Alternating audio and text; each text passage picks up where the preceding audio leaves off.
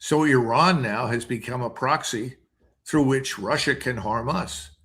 What Yeah. surprises me is how little the Russians have done, not what they have done. I would have done a Yeah. hell of a lot worse.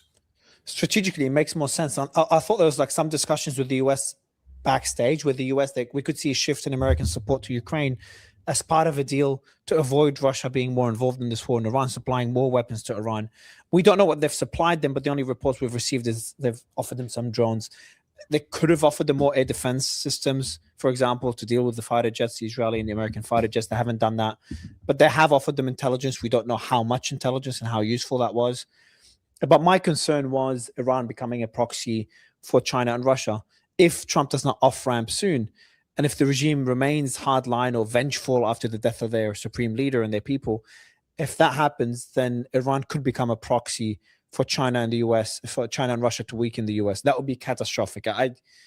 That will be the closest we've been, I think you'd agree, to a third world war. Now, I think Trump will off ramp, but I'm always the wrong optimist. I'm always too optimistic on these things.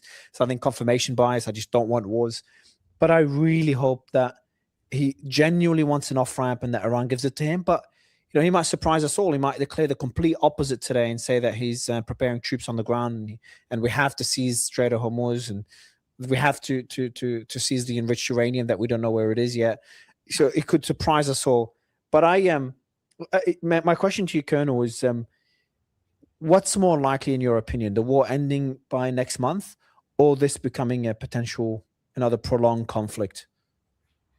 Well, to answer that question, you have to look at the global economy as well as the United States financial position.